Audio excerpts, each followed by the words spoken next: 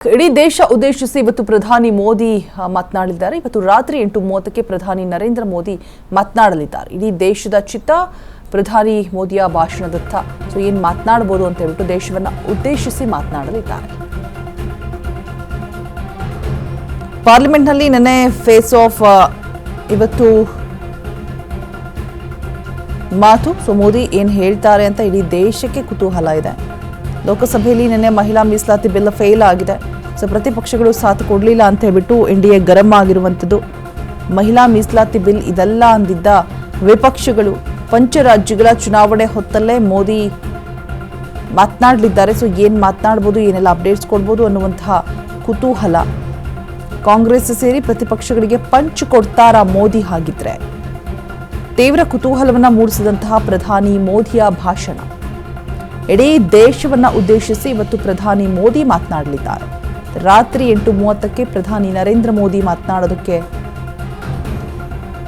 ಸಜ್ಜಾಗಿರುವಂಥದ್ದು. So ಇಡೀ ದೇಶದ ಚಿತ್ತ ಪ್ರಧಾನಿ ಮೋದಿಯ ಭಾಷಣದತ್ತ.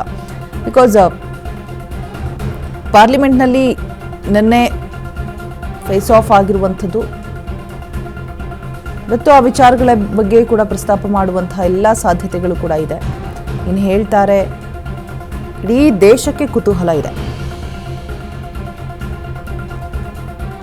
ಲೋಕಸಭೆಯಲ್ಲಿ ನಿನ್ನೆ ಮಹಿಳಾ ಮೀಸಲಾತಿಯ ಬಿಲ್ ಫೇಲ್ ಆಗಿರುತ್ತೆ. ಪ್ರತಿಪಕ್ಷಗಳು ಕೂಡ ಸಾಥ್ ಕೊಡಲಿಲ್ಲ ಅಂತ ಹೇಳ್ಬಿಟ್ಟು ಎನ್ಡಿಎ ಕೂಡ ಗರಂ ಆಗಿರುವಂಥದ್ದು. ಮಹಿಳಾ ಮೀಸಲಾತಿಯ ಬಿಲ್ ಇದೆಲ್ಲ ಅಂತ ಹೇಳ್ಬಿಟ್ಟು ವಿಪಕ್ಷಗಳು ಕೂಡ ಹೇಳಿರುತ್ತೆ. ಸೊ ಹಾಗಾಗಿ ಪಂಚರಾಜ್ಯಗಳ ಚುನಾವಣೆಯ ಹೊತ್ತಲ್ಲೇ ಇದೀಗ ಮೋದಿ ಮಾತನಾಡ್ತಾ ಇರುವಂಥದ್ದು ಸಾಕಷ್ಟು ಕುತೂಹಲಕಾರಿಯಾಗಿದೆ. ಜೊತೆಗೆ ಎಲ್ಲರೂ ಕೂಡ ಏನು ಹೇಳ್ಬೋದು, ಏನು ಮಾತನಾಡ್ಬೋದು ಅನ್ನುವಂಥ ಕುತೂಹಲದಿಂದ ಕುತೂಹಲಭರಿತರಾಗಿ ಕಾಯ್ತಾ ಇದ್ದಾರೆ. ಕಾಂಗ್ರೆಸ್ ಸೇರಿ ಪ್ರತಿಪಕ್ಷಗಳಿಗೆ ಏನಾದರೂ ಟಾಂಗ್ ಕೊಡ್ತಾರಾ, ಪಂಚ್ ಕೊಡ್ತಾರಾ ಮೋದಿ? ಕಾದು ನೋಡಬೇಕು. ತೀವ್ರ ಕುತೂಹಲವನ್ನು ಮೂಡಿಸ್ತಾ ಇದೆ ಪ್ರಧಾನಿ ಮೋದಿಯ ಭಾಷಣ. ಇವತ್ತು ರಾತ್ರಿ 8:30ಕ್ಕೆ ಆರಂಭ ಆಗಲಿದೆ.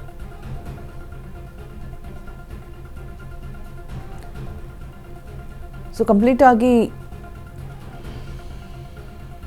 ಏನು ಮಹಿಳಾ ಮೀಸಲಾತಿಯ ಬಿಲ್ ಇತ್ತು ಆ ವಿಚಾರವನ್ನು ಪ್ರಸ್ತಾಪ ಮಾಡಿದಂತಹ ಸಂದರ್ಭದಲ್ಲಿ ಪ್ರತಿಪಕ್ಷಗಳು ಯಾವುದೇ ರೀತಿಯಾದಂಥ ಸಪೋರ್ಟ್ ಮಾಡೋದಿಲ್ಲ. ಬಿಲ್ ಫೇಲ್ ಆಗಿದೆ, ಇಷ್ಟು ದಿನ ಇಲ್ಲದೆ ಇರೋದು ಇವಾಗ ಏನಕ್ಕಾಗಿ? ಮತಗಳನ್ನು ಸೆಳೆಯುವಂತಹ ಪ್ರಯತ್ನ, ಮತ್ತು ಈಗ ಆಲ್ರೆಡಿ 2 ಬಾರಿ ಪ್ರಯತ್ನವನ್ನು ಪಟ್ಟು ಕಾರ್ಯರೂಪಕ್ಕೆ ತರೋಕ್ಕಾಗದೆ ಇದು 3ನೇ ಬಾರಿ. ಸೊ ಎಲ್ಲ ವಿಚಾರಗಳನ್ನು ಕೂಡ ಪ್ರಸ್ತಾಪ ಮಾಡುವಂತಹ ಸಾಧ್ಯತೆಗಳಿರುತ್ತೆ. ಮತ್ತು ಪ್ರತಿಪಕ್ಷಗಳ ಬಗ್ಗೆ ಏನು ಮಾತನಾಡ್ಬೋದು, ಯಾಕಾಗಿ ಸಾಥ್ ಕೊಡಲಿಲ್ಲ ಅವರು? ಎನ್ಡಿಎ ತುಂಬಾ ಬೇಸರವನ್ನು ವ್ಯಕ್ತಪಡಿಸಿರುವಂಥದ್ದು. ಸೊ ಇದ್ರ ಬಗ್ಗೆ ಕೂಡ ಒಂದಷ್ಟು ವಿಚಾರಗಳನ್ನು ಮಾತನಾಡುವಂತಹ ಸಾಧ್ಯತೆಗಳು ಇದೆ. ಮುಂದೆ ಯಾವ ರೀತಿಯಾಗಿ ಪ್ಲ್ಯಾನಿಂಗನ್ನು ಮಾಡಬಹುದು, ಸಿದ್ಧತೆಗಳನ್ನು ಯಾವ ರೀತಿಯಾಗಿ ಮಾಡಿಕೊಂಡಿದ್ದಾರೆ, ಮತ್ತು ಮಹಿಳಾ ಮೀಸಲಾತಿ ಬಿಲ್ ಅದರಿಂದಾಗಿ ಏನೆಲ್ಲ ಪ್ರಯೋಜನಕಾರಿಯಾಗಿದೆ. ಈಗ ಒಬ್ಬರು ಮಹಿಳೆ ಅಂತ ಹೇಳಿದ್ರೆ ಈ ಹಿಂದೆ ಎಲ್ಲ 4 ಗೋಡೆ ಮಧ್ಯೆ ಮನೆ ಕೆಲಸ ಮಾಡೋದಕ್ಕೆ, ಊಟೋಪಚಾರಗಳು, ಮನೆಯವ್ರನ್ನ ನೋಡ್ಕೊಳ್ಳೋದಕ್ಕೆ ಅಷ್ಟಕ್ಕೆ ಸೀಮಿತ ಆಗಿದ್ರು. ಬಟ್ ಈಗ ಹಾಗಿಲ್ಲ. ಒಬ್ಬ ಪುರುಷನಿಗೆ ಸಮಾನವಾಗಿ ಕೆಲಸ ಕಾರ್ಯಗಳನ್ನು ಮಾಡೋದಕ್ಕೆ ಮುಂದಾಗ್ತಾ ಇದ್ದಾರೆ. ಸಮಾನತೆಯನ್ನು ಈಗ ನಾವು ಕಾಣ್ತಾ ಇದ್ದೀವಿ. ಈಗ ಇಂಡಿಪೆಂಡೆಂಟಾಗಿ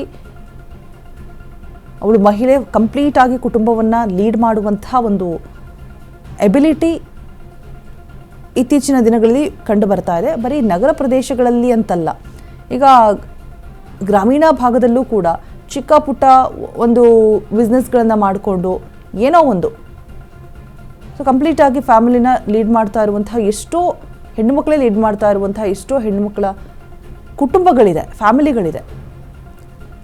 ಸೊ ಅಲ್ಲಿಗೆ ಯೂಸ್ಫುಲ್ ಆಗುವಂತಹ ಒಂದು ಯೋಜನೆ.